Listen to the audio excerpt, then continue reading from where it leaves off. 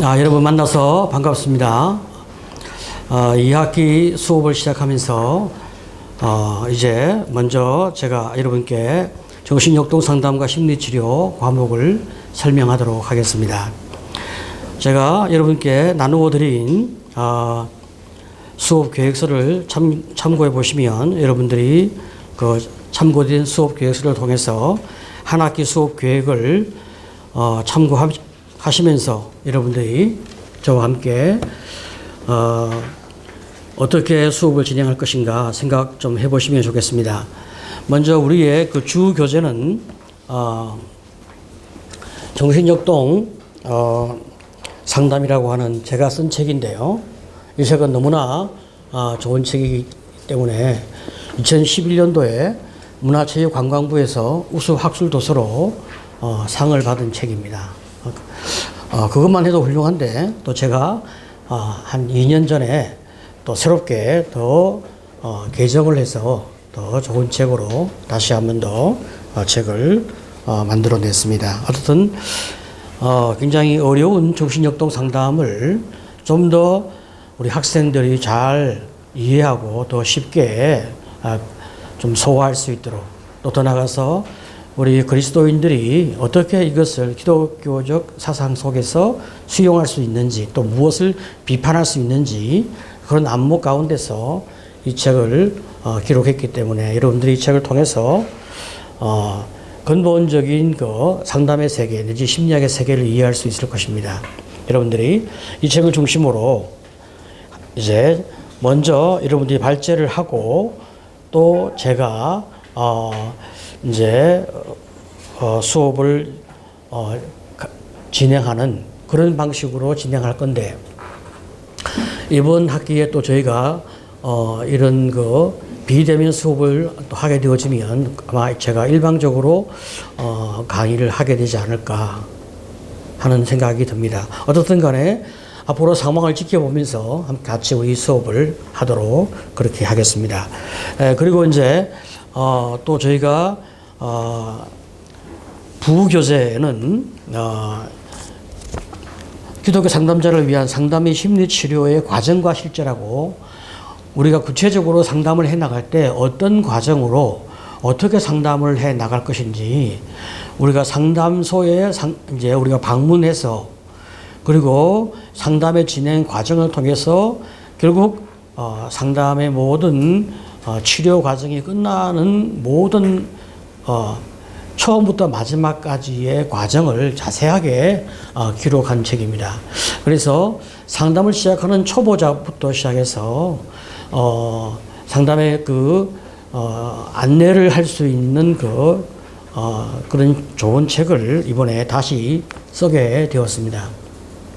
여러분들이 이 책을 통해서 이번에 정신역동 상담과 심리치료를 함께 우리 같이 공부하기 때문에 이 책을 같이 부교재로 공부하게 되어지면 여러분들이 전체적인 안내를 잘 받지 않을까 생각하게 되어집니다. 이 책은 아마 일주일 내로 출간되지 않을까. 지금 마지막 지금 인쇄 중에 있기 때문에 조만간 보게 되어질 것입니다. 방학 중에 이 책을 만들어내느라 굉장히 수고가 많았습니다. 저는 이 책은 저와 유건진 교수님이 같이 공조해서 출판하게 되었습니다.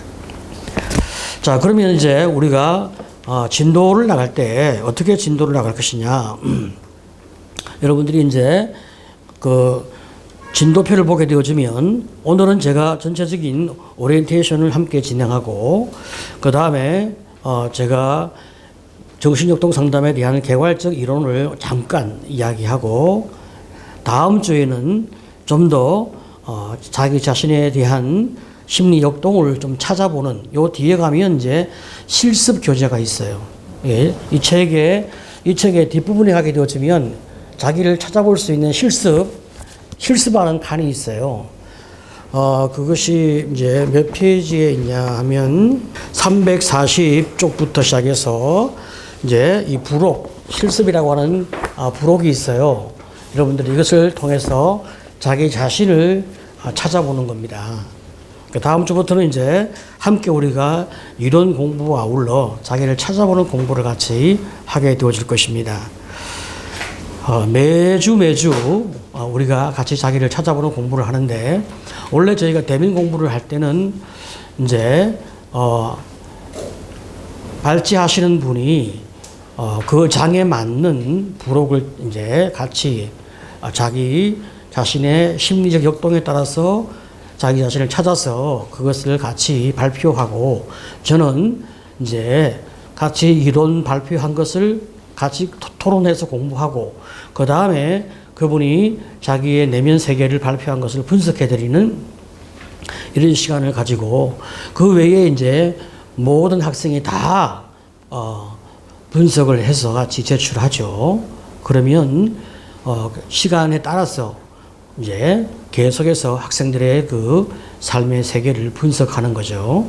이렇게 해서 우리가 서로 자료를 공유하고 또 더 많은 학생들을 분석하는 과정의 실습들을 함께 해나가는 이런 과정의 공부를 같이 하게 되어질 것입니다.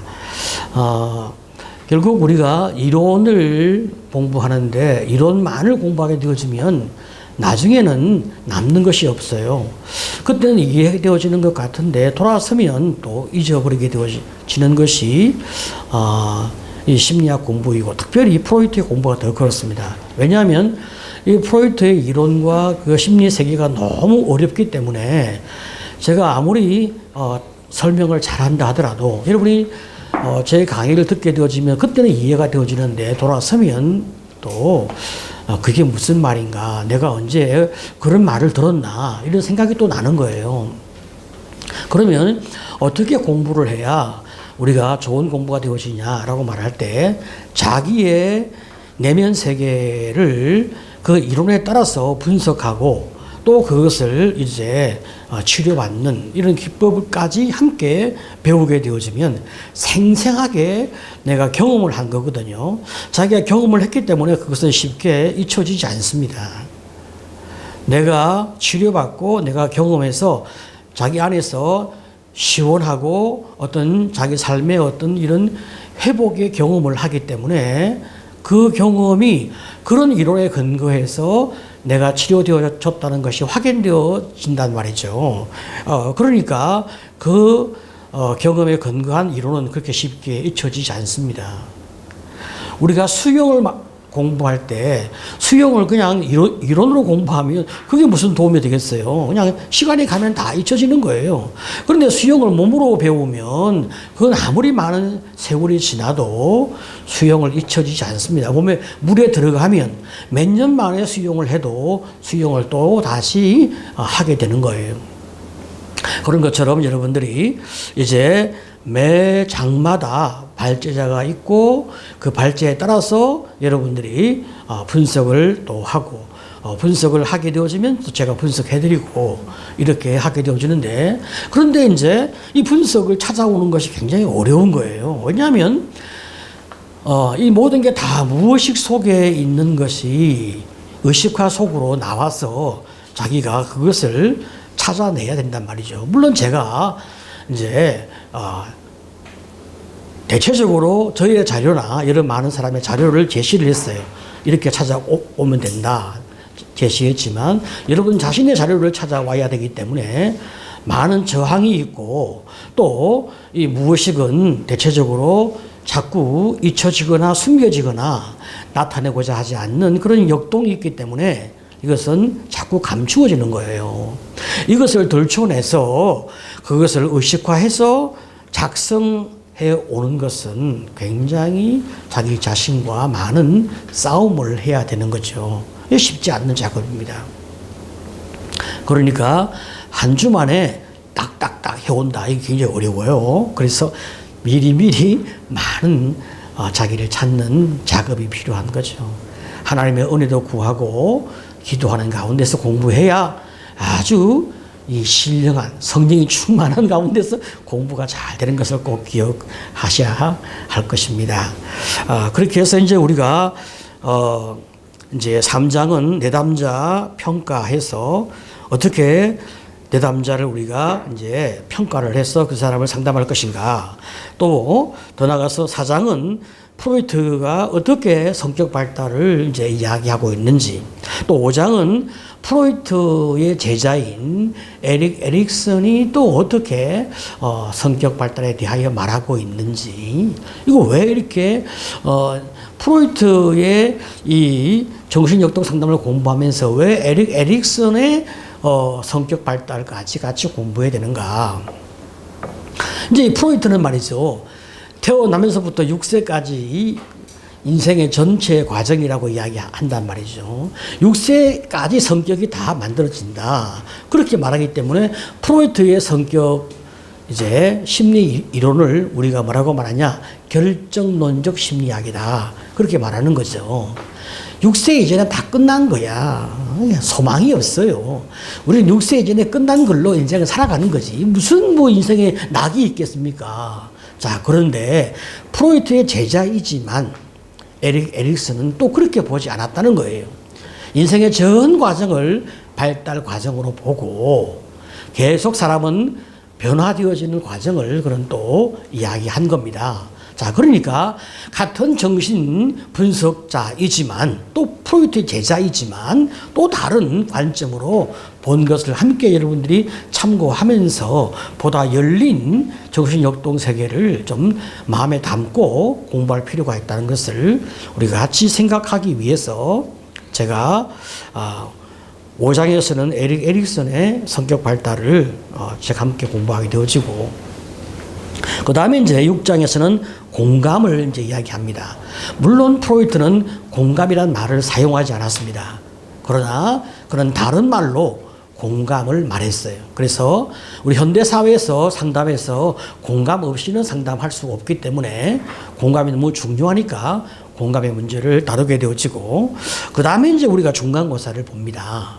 이 중간고사를 볼 때 한 주 잠깐 쉬어주기도 합니다. 너무 또 빡빡하게 공부하면 힘드니까.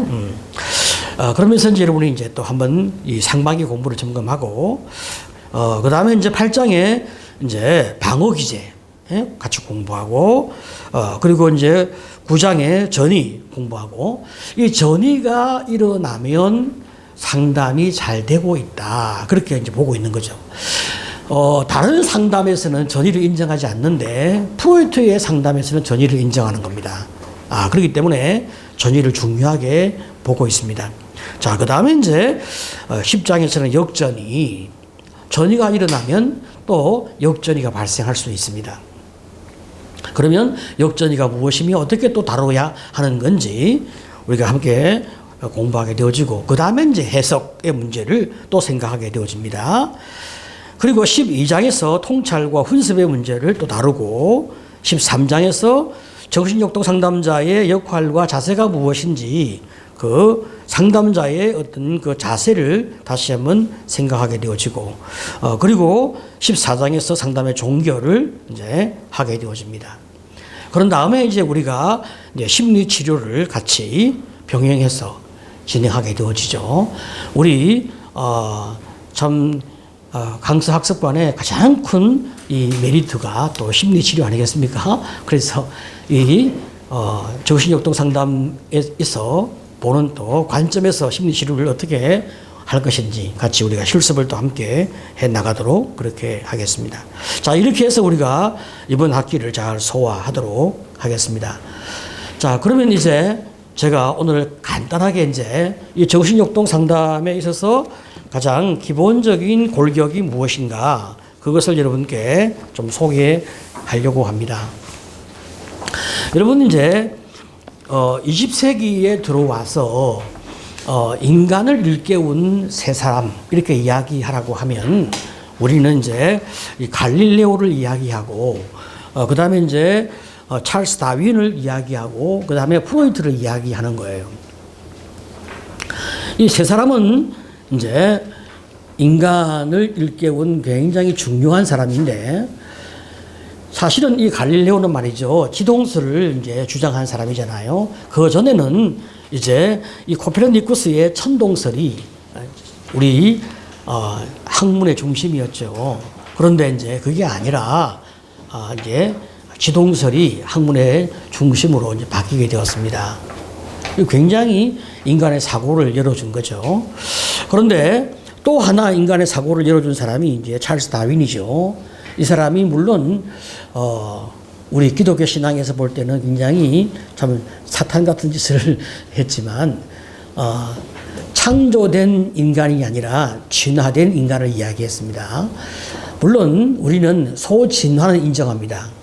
종에서 종 안에서의 진화는 우리가 이제 인정하는 거예요. 그러나 이제 어떻게 무에서 인간이 나올 수 있겠습니까? 어떻게 아메바에서 인간이 나올 수 있겠습니까? 우리가 그런 이제 진화는 인정할 수 없는데 이 찰스 다윈이 이제 그런 가설을 가지고 이야기했고 현대 사회는 이런 이 진화에 대한 이 사실을 진리처럼 그냥 받아들이는 현대 사회에서는 창조에 대해서 이야기하면 아주 문맹인 것처럼 그렇게 이제 생각하는 그런 사회가 되었습니다. 이것은 굉장히 참 안타까운 현상이죠. 나중에 찰스 다윈이 죽을 때는 뭐 회개하고 죽었다고 그러는데 그게 무슨 소용이 있겠어요, 그죠? 이렇게 엄청난 죄를 져놓고 죽었는데. 그 다음에 이제 프로이트가 우리 이제 인간에게 굉장히 또 큰 시각을 열어주었는데, 그러면 인간이 그 전에는, 프로이트 이전에는 어떤 생각을 가지고 살았나? 인간이 가지고 있는 인간론에 대해서 사람은 말이죠, 굉장히 합리적이고 이타적인 존재다. 그렇게 생각을 한 거예요. 그런데 이제 프로이트는 인간은 그런 존재가 아니다. 그렇게 인간에게 일깨움을 주었단 말이죠. 다시 말하면 인간은 무의식의 지배를 받는 약한 존재. 그리고 욕동의 지배를 받는 그런 이제 존재. 이렇게 인간을 본 거죠. 이런 측면에서 굉장히 인간에게 큰 충격을 준 그런 모습을 또 우리가 생각하게 됩니다. 물론 프로이트에 대해서 일부 또 많은 적대적인 마음을 가지고 있는 크리스찬들이 있어요. 우리가 프로이트는 뭐 비판할 건 비판하면 굉장히 우리가 많은 유익을 가져올 수 있는 그런 참 일깨움을 준 사람이다. 그렇게 생각할 수 있습니다. 자, 그러면 이제 프로이트가 이야기하고 있는 가장 중요한 그 개요에서 우리가 무엇을 생각하게 되냐면, 프로이트는 말이죠, 이제 인간은 의식의 존재가 아니라 무의식의 존재다. 그렇게 이야기를 한 거예요. 그 전에는 인간을 결코 그렇게 보지 않았어요. 인간은 의식의 존재라고 생각을 한 거죠. 근데 프로이트는 인간은 무의식의 존재라고 생각을 한 겁니다. 무의식은 정말 빙산처럼, 바다 깊이 감춰져 있는 빙산처럼 그렇게 보이지 않고 바다 위에 나와 있는 조그만 그 표면, 바로 그것이 이제 인간의 의식이라고 이야기한 거예요. 그러니까 인간은 의식으로 사는 것이 아니라 무의식으로 산다고 그렇게 인간을 보았고, 그런 한평생 그것을 임상적으로 규명을 해낸 사람이었습니다. 이런 측면에서 프로이트의 심리학과 그의 이 정신치료적 이런 체계는 굉장한 인류에게 준 큰 선물이기도 하고, 그리고 충격이기도 한 거죠. 자, 그러면 프로이트가 본 이제 인간이 말이죠, 어떤 인간인가? 인간은 움직일 때 자기 욕구의 충족을 위해서 움직인다. 그렇게 인간을 본 겁니다. 그럼 인간은 어떤 욕구를 가지고 있는데, 인간은 성적 욕구를 가지고 있다고 본 거죠. 그 인간의 성적 욕구는 섹스를 말하는 게 아니고 욕동을 말하는 거죠. 드라이브라고 하는 욕동을 말하는 거예요. 나를 움직이는 욕동인 거죠. 그 욕동이라고 할 때 그 욕동이 뭐냐? 쾌락에 대한 추구예요. 쾌락을 얻기 위해서 인간은 움직인다는 거죠. 자, 그런데 이 쾌락을 추구하고자 하지만 인간이 이제 성장하는 과정, 이 사회화 과정을 통해서 어떤 것은 허락이 되어지고 어떤 것은 허락이 되지 않지 않습니까? 그래서 이 과정을 통해서 억압이 되는 거예요. 억압이 되어지면 사람은 갈등이 생기잖아요. 자, 인간이 말이죠.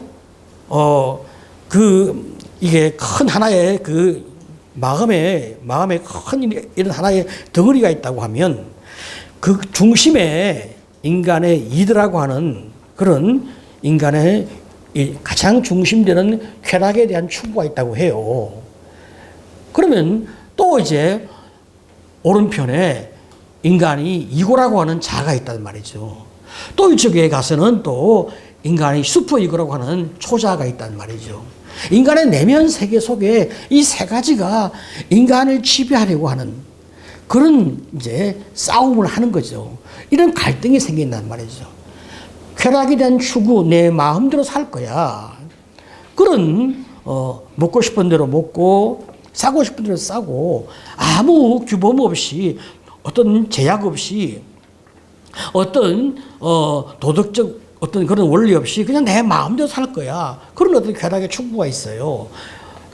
자, 그런데 인간은 사회적 존재이기 때문에 그렇게 살면 안 되잖아요. 그러니까 이고가 그렇게 하면 안 된다 이렇게 이야기하고 슈퍼이고는 강력하게 양심을 가지고 누르니까 그 안에서 많은 갈등이 생길 수밖에 없잖아요. 그 갈등이 너무 크게 되어지면 죄의식이 생기고 그죠? 불안이 만들어지지 않습니까? 그 죄의식과 불안이 계속 만들어지면 이것을 해결해 보려고 방어 기제가 생기는 거예요. 방어 기제. 그 방어 기제가 잘 이게 이제 만들어져서 내가 그 안에서 어느 정도 내 인간의 삶을 잘 살아갈 수만 있으면 그 사람이 그래도 괜찮은데 이 방어 기제가 만들어져도 내가 그 방어 기제만으로 내 안에 있는 죄의식의 문제나 불안의 문제가 해결이 안 되어지면 인간이 폭발하는 겁니다. 그러면 이제 정신병에 걸리는 거예요. 현대사회에 수많은 사람들이 정신적인 갈등, 심리적 어려움을 많이 겪고 있습니다. 더군다나 우리가 먹고 사는 문제가 해결되어질수록 인간의 삶에 대한 질의 욕구가 더 크기 때문에 쾌락에 대한 이 추구가 더 많아지는 거예요. 내 뜻대로, 내 욕구대로 살고자 하는 욕구가 더 커지기 때문에 이런 갈등이 더 많아지고 그로 말미암아 죄책감과 불안이 더 커지게 되어 있어요. 그러니까 결국은 정신병이 더 많아지게 되어 있는 겁니다. 자, 이런 우리 사회의 이 문제를 어떻게 잘 풀어낼 수 있느냐. 바로 그런 이제 문제의 해결을 프로이트가 우리에게 하고 있는 거죠. 바로 그것은 너의 모든 문제가 어디에서 나왔냐? 무의식에서 나왔다는 거예요. 그래서 네가 왜 그런 이제 무의식을 갖게 되었는지 너 자신의 무의식을 네가 알도록 내가 너에게 도움을 준다 이겠죠. 상담자가 내담자가 자기의 무의식을 알아가도록 도와주는 거예요. 그래서 이제 그 무의식을 일깨워가는 과정이 치료 과정이거든요. 그러면 상담을 통해서 내담자가 점점점 자기 무의식이 작아지는 의식의 영역이 커지는 이제 그런 회복이 일어나게 되어지면 무의식이 의식화 되어지는 이 과정을 잘 겪고 나면 사람이 이제 네가 상담을 종결해도 되겠다. 그렇게 상담을 종결하게 되는 것입니다. 제가 이제 우리 교재 11쪽에 이제 그 치료 과정의 예를 하나 이제 소개를 했는데요. 어떤 사람이 성격이 지나치게 소심하여 대인관계가 아주 어렵습니다. 사람 만날 때 생각만 해도 가슴이 떨리고 참 두근거리는 거죠. 또 반대로 어떤 사람은 사람 만나기를 아주 좋아하고 또 다른 사람은 성격이 너무 자애적이어서 상대방을 지배하고 이용하려 하는 사람인 거죠. 이런 사람은 특별 대우를 받지 아니하면 불쾌해서 막 살맛을 다 잃어버리는 사람인 것입니다. 자, 왜 사람마다 이런 삶의 모습이 다 다르냐 이거예요. 다 다르냐? 그 이유는 이제 그 사람의 무의식에서 그 사람의 성격 유형을 찾게 되어지는 거죠.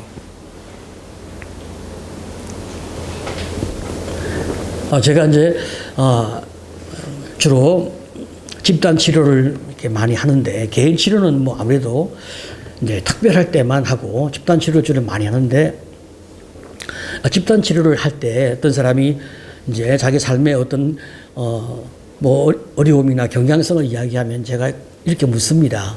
그 언제부터 그랬니? 이제 언제부터 그랬니?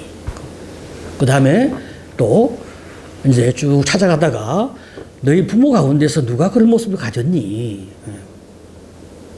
대체적으로 이제 부모가 어떤 모습을 가지고 있는 것을 자녀가 보았고, 또 부모가 준 어떤 이런 맥락 속에서 그 사람이 그런 맥락을 자기 마음 가운데 혹은 성격 가운데 학습을 하게 되어질 때가 많이 있고, 또 어떤 때는 말이죠, 멀쩡하게 살다가 어떤 한순간에 내가 충격을 딱 받은 거죠.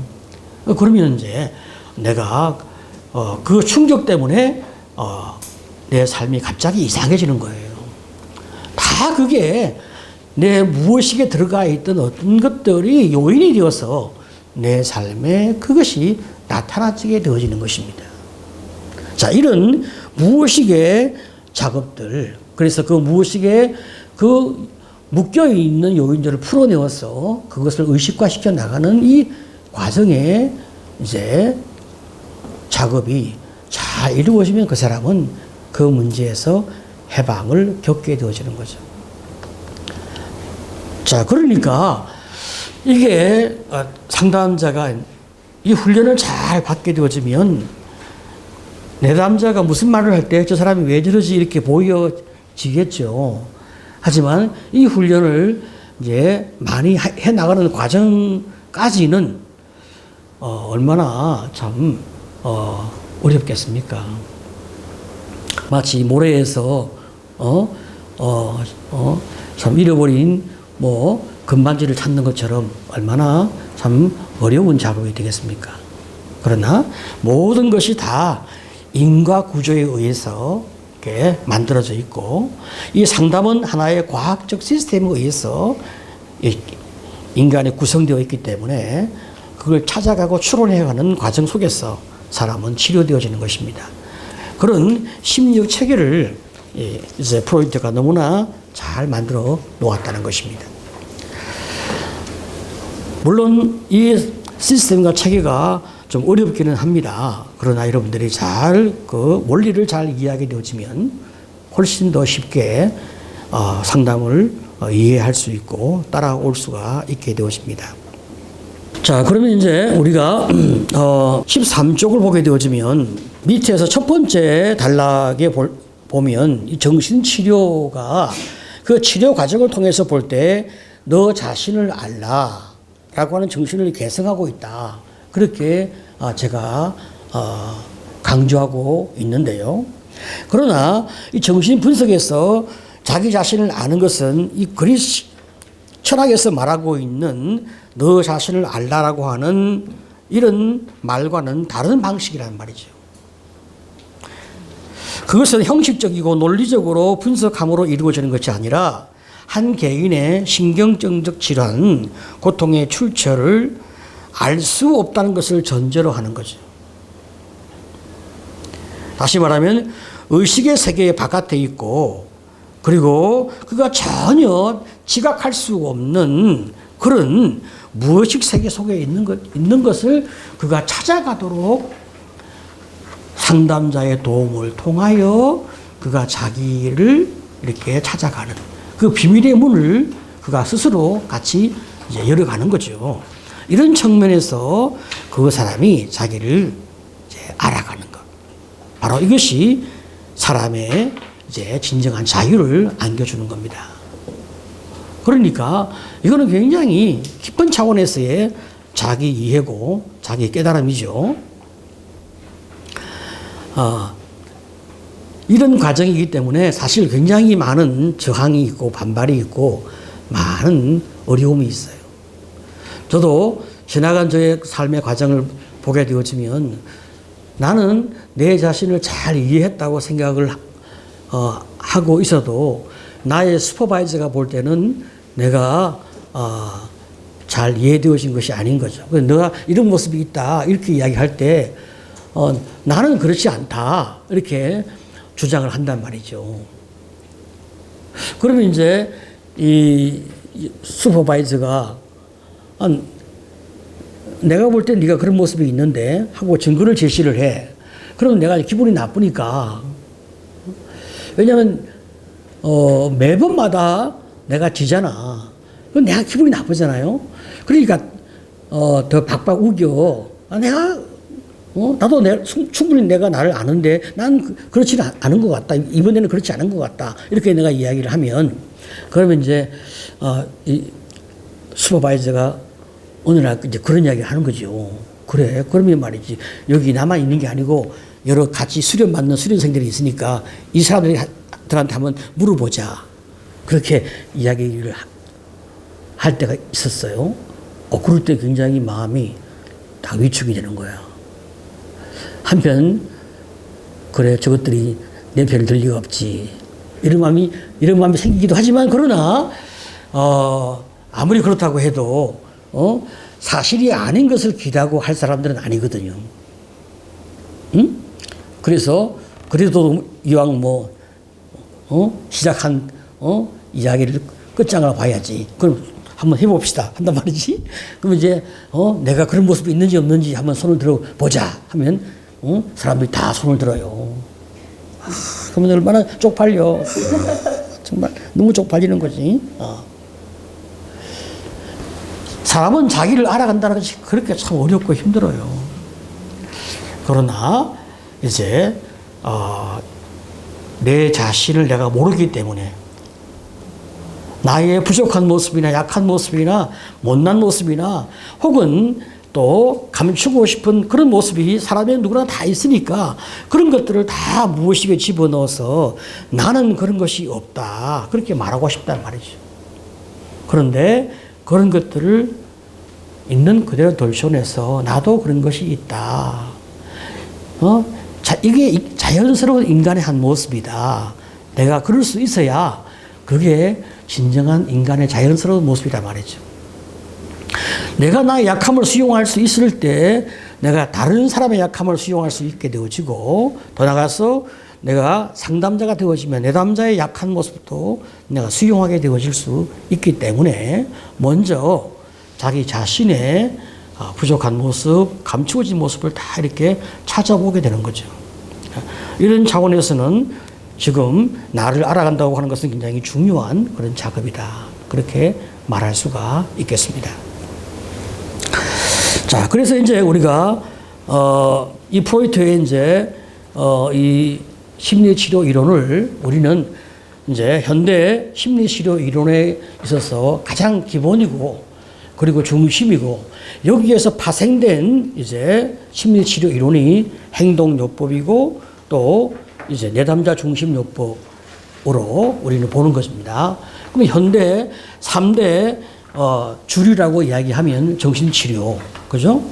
그 다음에 이제 행동요법, 그리고 내담자 중심, 그렇게 이제 이야기하는 거죠. 그 다음에 수없이 많은 이제 많은 상담 치료 이론이 지금 발전되어지고 있습니다. 자, 그러면 이 정신 역동 상담의 핵심 내용을 정리한다면 5가지로 정리할 수 있는데, 첫 번째, 인간의 정신 세계는 이해될 수 있고 정신 분석을 통해서 고통을 치료할 수 있다. 둘째, 인간의 행동은 무의식 세계에 억압되어 있는 요소에 의해서 지배되어진다. 세 번째, 아동기의 개인적 경험은 성인의 인격 기능에 중대한 영향을 미친다. 그러니까 6세 이전의 아동기의 개인적 경험, 이것이 절대적이죠. 네 번째, 개인은 불안으로부터 자기를 보호하려고 자아 방어 수단을 개발하며 이것을 주의 깊게 관찰하면 인간의 행동 이해에 도움을 얻을 수가 있다. 다섯 번째, 정신 분석 상담은 꿈과 저항과 전이 관계 등을 분석함으로써 무의식을 의식화할 수 있다고 본다. 이렇게 우리가 가장 개괄적인 이론 정리를 한번 할 수가 있겠습니다. 자, 그러면 생애는 다음 시간에 하고 여기서 일단 마치도록 하죠. 네.